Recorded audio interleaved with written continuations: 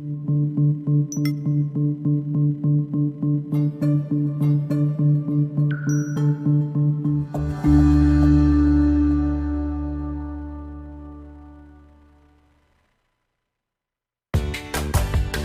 to our podcast, Doing It Right.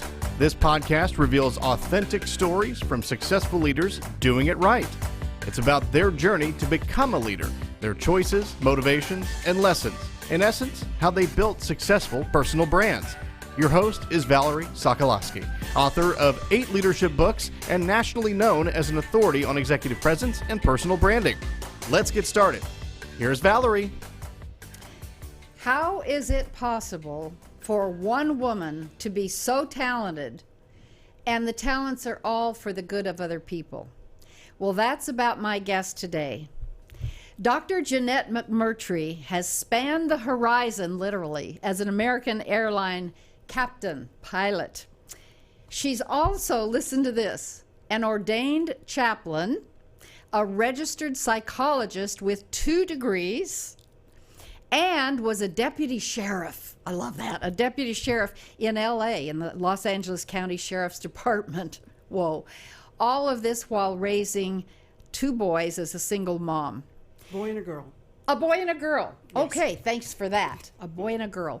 So, listen up, listeners, because you're bound to have some questions. And this is a live show, so start making your comments and asking your questions, and we'll field as many as we can. Who wouldn't have questions? I sure do. So let's listen to our conversation with Janette today and add those comments. Let's get started, and I want to welcome you, Captain. Now let's see. Captain Janette McMurtrie. Is that the title I should use, or any of the others? Well, the people that know me closely call me Captain Doctor or Dr. Captain. So Captain Doctor, that works. That's Captain McMurtrie, Janette, Doc. I answer to them all. Can I just say, Janette? Absolutely. We had such an incredible meeting together, and here you are so spiffed up in your uniform, and I'm reminded of every flight that I take on American Airlines. I don't always see the captain, but if I had seen the captain with that beautiful smile, I would always feel a sense of peace the minute I sat down. Well, I'm glad to hear that.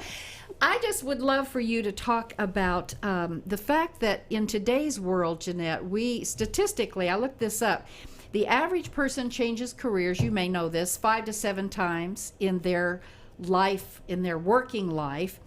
And because there's so many more opportunities today, which we're going to talk about, they may change their jobs, at least 30% of people, every 12 months.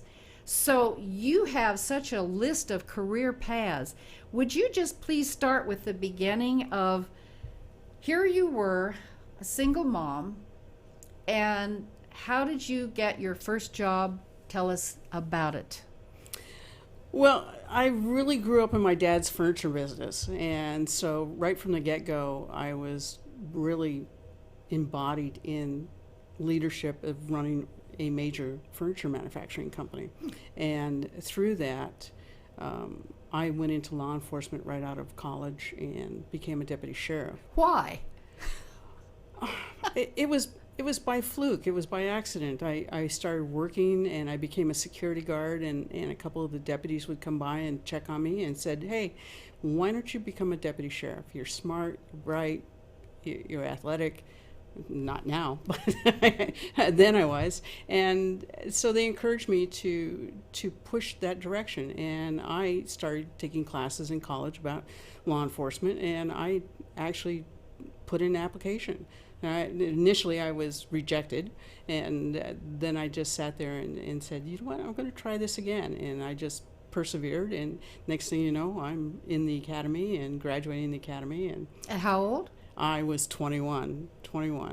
And I was one of the first women out there in the sheriff's department that went into patrol. And I was in the reserve department as a deputy sheriff. And so when I actually finished training and went out to the station for patrol, the men were very unhappy with women in patrol. Were they?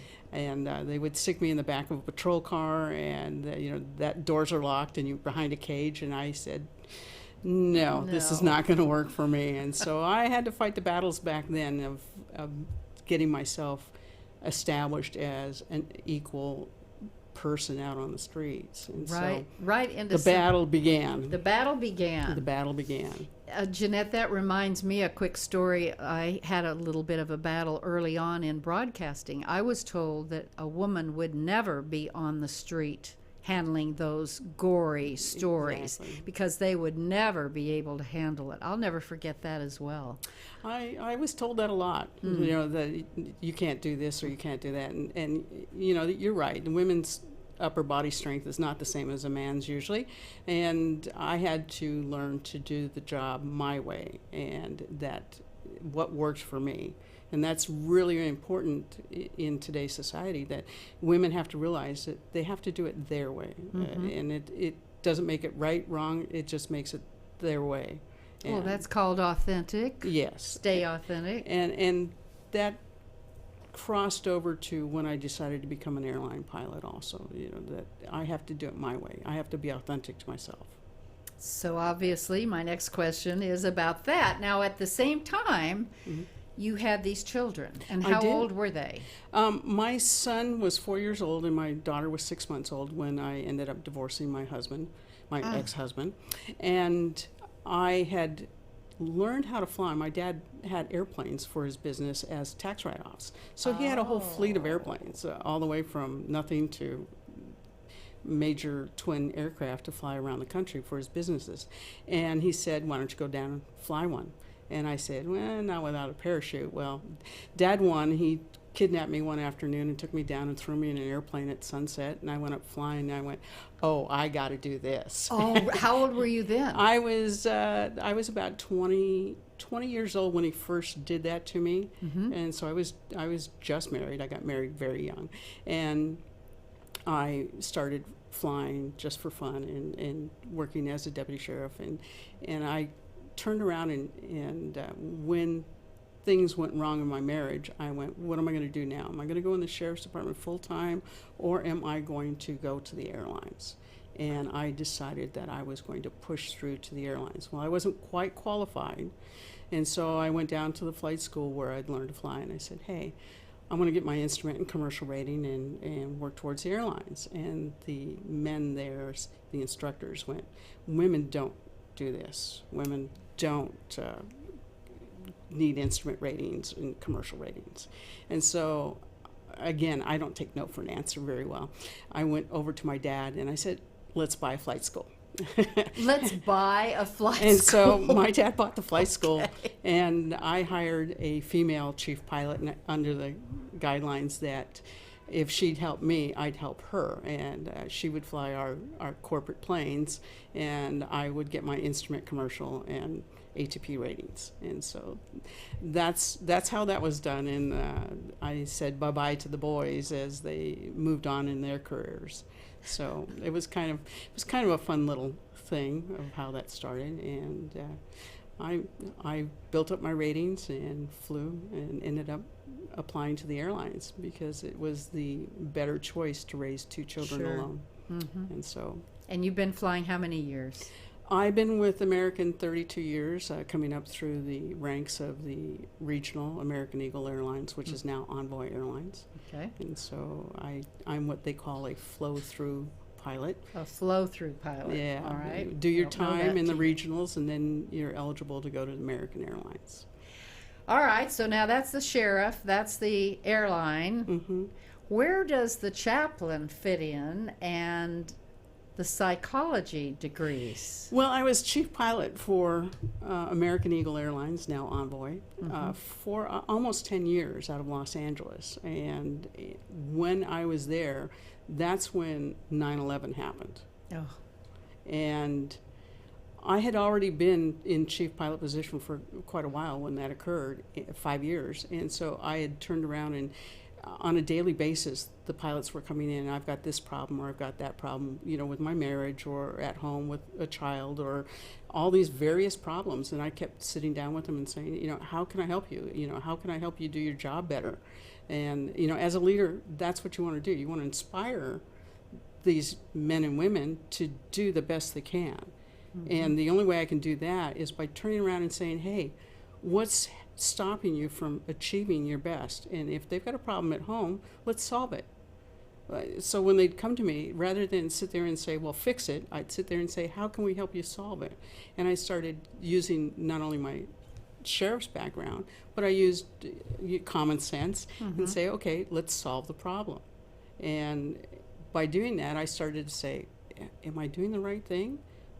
Do I have the right knowledge? I need some skills Or and should I tools go here. back to school and figure out exactly, am I right? Sure. And so I went back to school and I got my master's and doctorate in clinical psychology, and then realized I was doing it right, and I was offering them direction.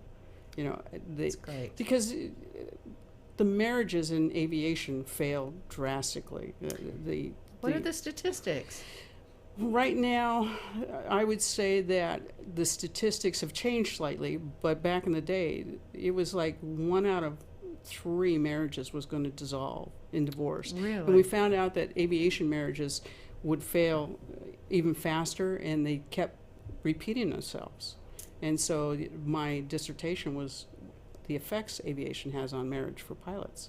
And so by writing that, I had to become an expert in marriage, expert in pilot personality, expert in all these different areas in order to write this dissertation. And I was able to sit down with pilots and say, hey, let's work on fixing marriages. Let's work on picking the right person. And that was the big key, is a lot of pilots, because of their personality, want to be the rescuer or the dominant person in the marriage. And you can't do that. You can't have somebody who's needy. Be in control of the airplane, but not at home, maybe. Well, when you leave for 4 or 5 days a week, and sometimes up to 10 days a week, you better have somebody at home that is independent, strong, can handle things. And yet when you're together, you have a much wiser, happier marriage. Balance. And so by educating the pilots that, hey, let's make a little bit wiser choice in our marriage selections, they have a higher success rate. And that was the whole premise behind my dissertation. So 2 degrees, though. Yes. What's the other one? Well, actually 3. 3 degrees. I'm so sorry, Janette. I missed That's all one. right. That's all right. I have a master's in counseling psychology and a master's in pastoral counseling. And pastoral counseling is the theology of psychology. All right. Now, is that separate from becoming the chaplain? That led up to becoming the chaplain. Oh, my goodness. Do Do you cook, too? I do. I do. Yeah, in fact, if you ask anybody at LAX, they all remember me for the Thanksgiving dinners that I used to throw for all the employees. So yeah. That's amazing. Yes. Well, so with all of this, Janette, you've set it up to ask a perfect question about what does leadership mean to you? Leadership to me is very important. It means inspiring you to do the very best that you can. There's authoritative leaders where, it's my way or the highway, and we found that model doesn't work. It hasn't worked for decades, That's although right. there's still a few out there. Yeah. But overall, it's inspiring you. What's not right in your life? What do I need to do to help you? I want you to be the very best person you can be. And if you want to step up to leadership, let me show you how.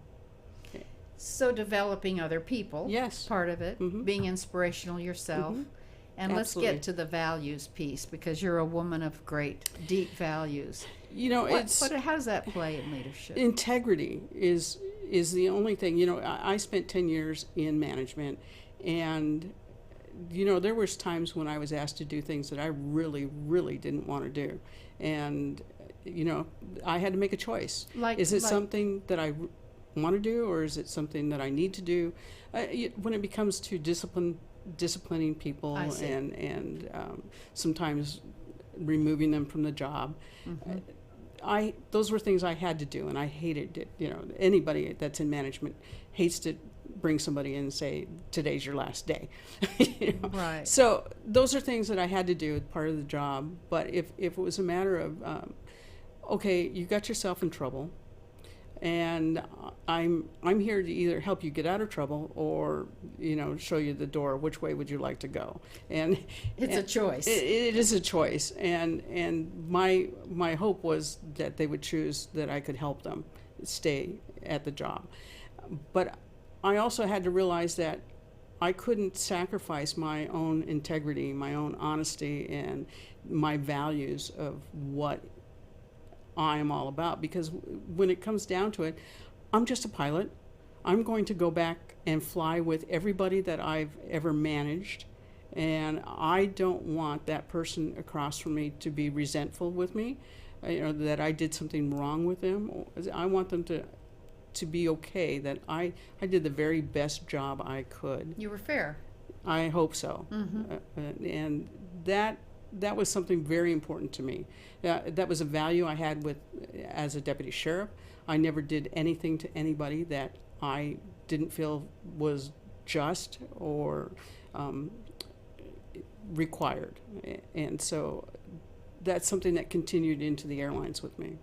And it's part of who I am.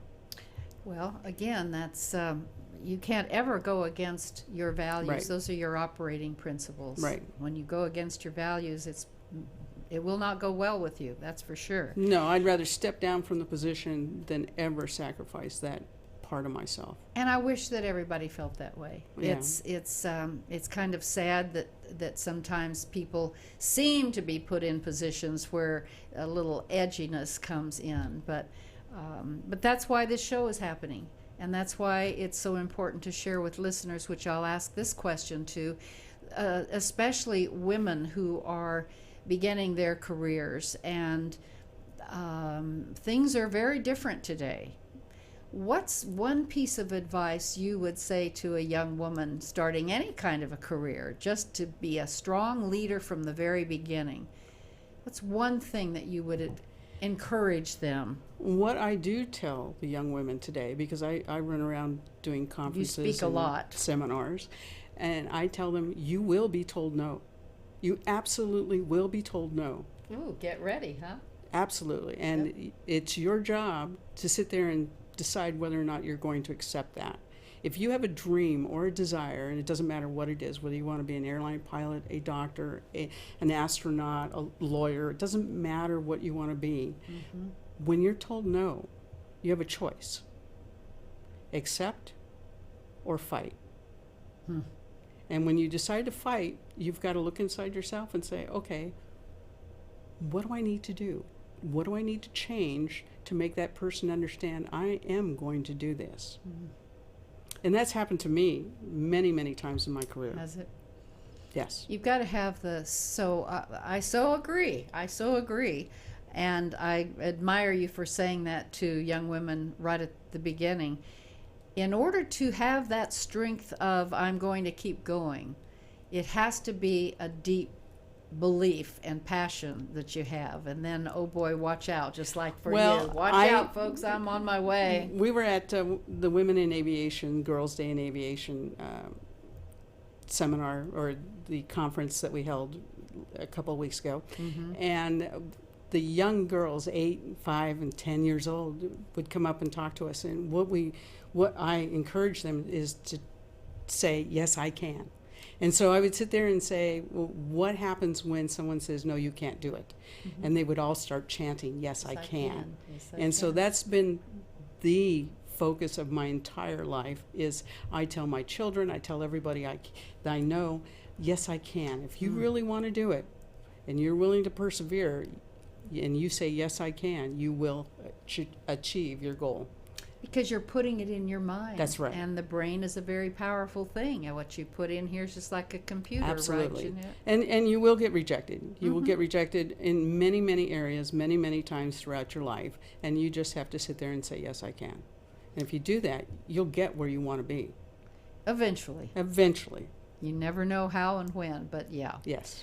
I agree with that totally.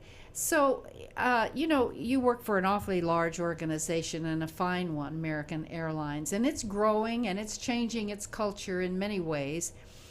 As a leader at American, as any organization grows and expands, it often happens that inspiration starts to go down.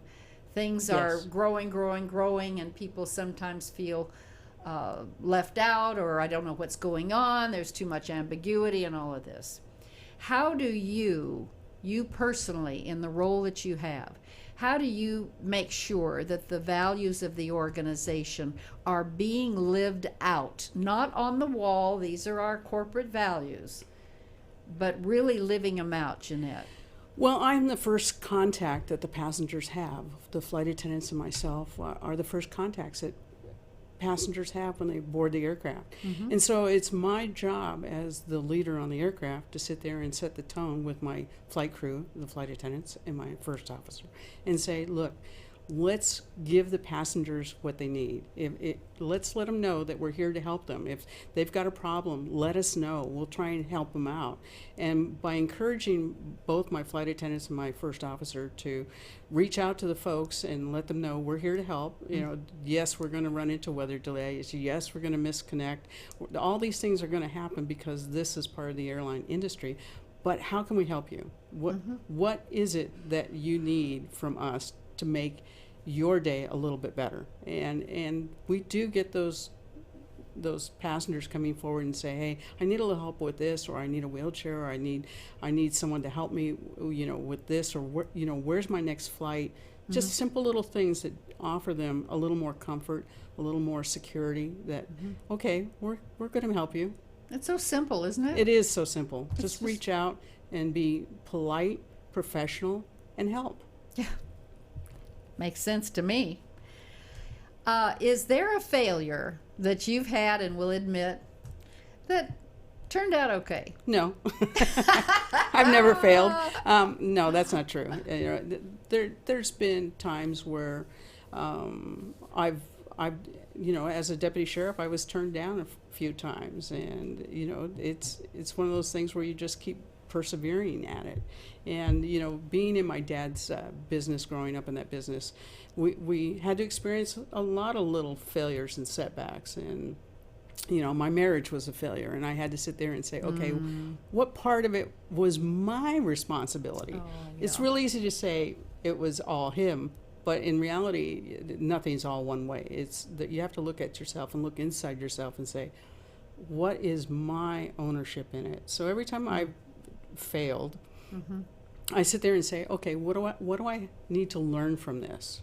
Not why, but what do I need to learn from this? And when I take a look at that, whether I was in a management position or just a mom position, because with children, we know we fail with our children all the time. Oh, never, never. But we want them to be successful, so we turn around and I'd sit there and say, what am I supposed to learn from this? And when I ask that question and I start looking inside myself, I find a lot more insight and a lot more direction, and I feel a lot more secure in who I am. And that's very important to me, to understand who I am and where do I want to be. That's your very core. Yes. What's the best advice you've had given to you? The best advice I've had given to me, never give up. Churchill said that, didn't he? Never give up, yeah. And as part of the sheriff's department, because there were situations that were very unsafe, and you can't give up in that situation. You have to just keep going. And so that was at a very young age of 21, learning that if you want to survive, you never give up. That's great advice for all of us. With the new generation, I'll call it, the just say new generation of leaders. What are some keys to developing these wonderful younger men and women who are just, I picture stallions at the gates getting ready to run a race, and every time I'm around younger people who are emerging leaders, let's say, I just sense like they're just pawing, like, just give me a chance, Yes. Let me get out there. Yes. And so what do you think are some keys to developing these people?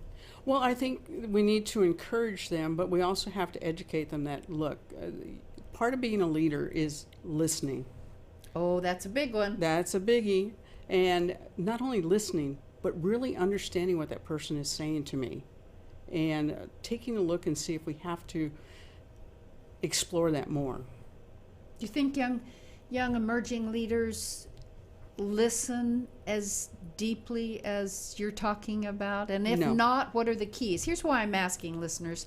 I do know that American Airlines, in developing some new cultures and focusing on many of the wonderful things that we all hope organizations would, like collaboration and Yes. teammanship and developing others and so forth. And I know for a fact that listening is the undergirding of everything that the CEO is doing.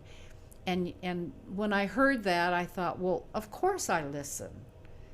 But do we? No. So give us some. No, we what are really we really don't. talking about? We're talking about, you've all heard, you ask somebody, how are you doing? What's the answer they give you?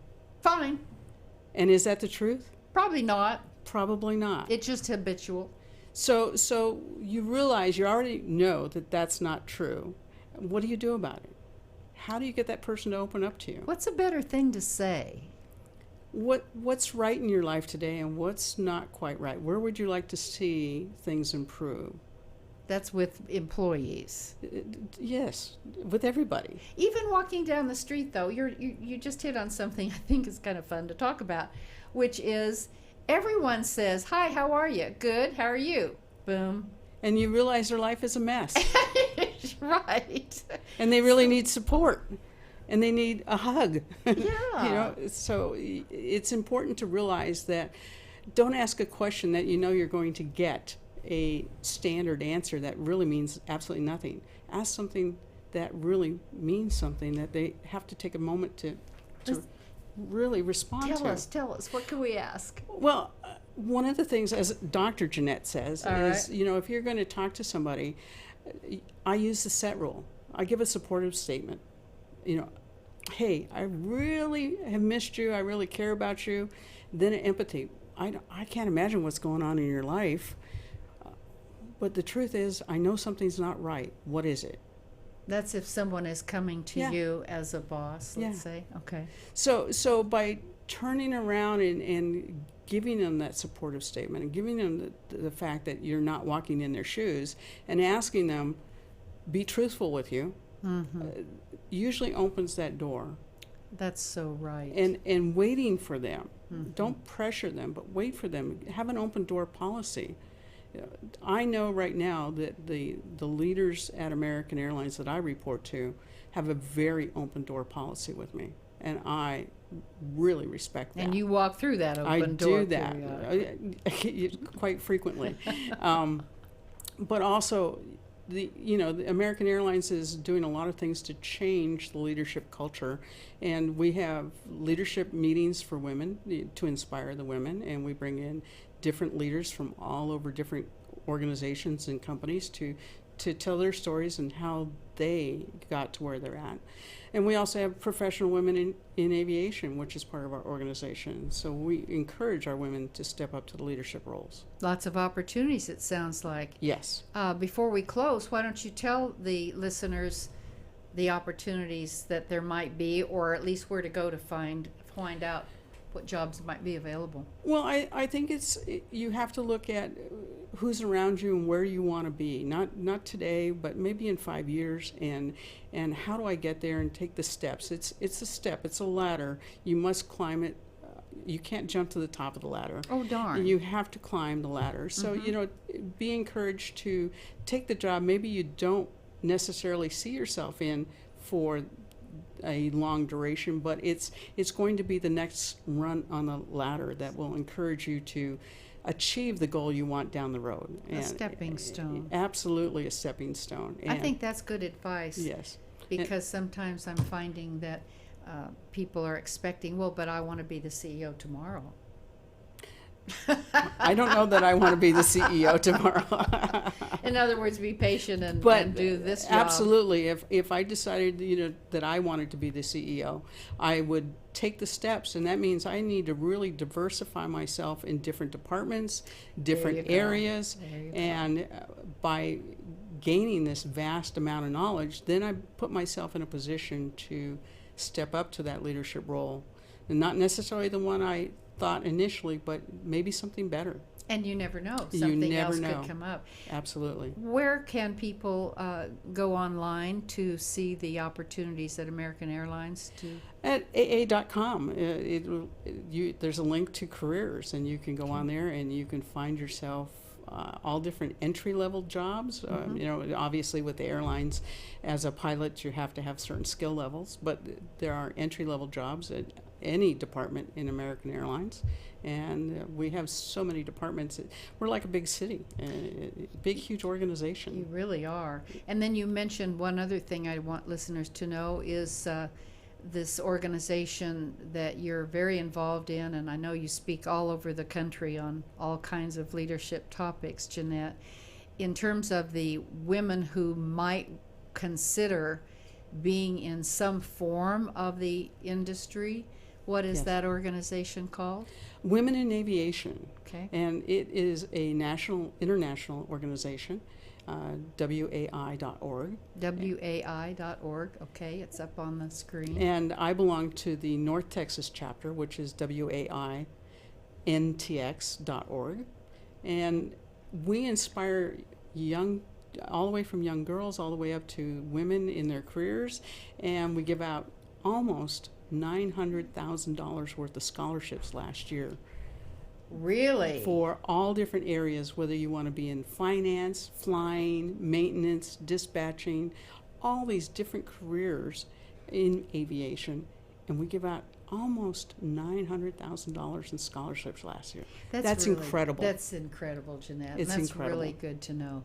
I think what's so fascinating about the aviation industry, about the construction industry, there are so many now opportunities Absolutely. for women that women haven't thought about before. So That's correct. And you said it doesn't have to be a pilot. But No, we all have air kinds traffic controllers, we have people in real estate, we have people in IT. We have a huge IT department. We have a department that just monitors Facebook and Twitter all day long, and you can go on and you can have a direct contact with American Airlines through those links. So many opportunities. I mean, it's incredible to see the diversity that we have. That's available to Yes. us. Valerie, This has been, yes. before I've got we a close the question. show, there's one question, one last question, and is regarding if you, it's obviously regarding the things that you wish you had done before. So looking back, Dr. Janette, what would you want, considering what you've done in life and you've been doing a lot of different things, what did you wish you had done sooner? What do I wish I'd done sooner? Well, wasn't getting married at 20. Not that. I don't know. You know, everything that I've done in life has been a learning experience, and it has made me who I am. And if I didn't do those things and those steps, I don't think I'd be the person I am today. So I wouldn't change a thing. The hard lessons were hard lessons. The steps that I took were all very important. I think the only thing that I would improve on is that I would make sure that I had a solid understanding that yes, I can. And that's going to be a book, isn't it? I can just It sense is. that. Is it? Yes. You're writing a book? I am. Is that the title? It's called Yes, I Can. Well, how about that? It is my motto. Everybody that knows me knows it's Yes, I Can. Well, we're going to be watching for it. You just told the whole world you're writing a book, so now you have no options. I have no options, okay. And I think that'll be a great book. And you have been an incredible guest. Janette, it's not often that you meet someone that has the breadth and the depth of you as a leader, and you have helped and are helping so many people in all walks of life. So thank you so much for all you do and for being on this show. And I have no doubt but that the comments after the show are going to be boo, boo, boo, boo, boo, boo, and we'll get to as many as we can. So Well, thank you. It was a pleasure. It really was. I have learned so much. I can't wait to read your book. When is it going to be out? Oh. Yes, I can. Within a year, right? I hope so. Okay, all right, we'll hold you to it.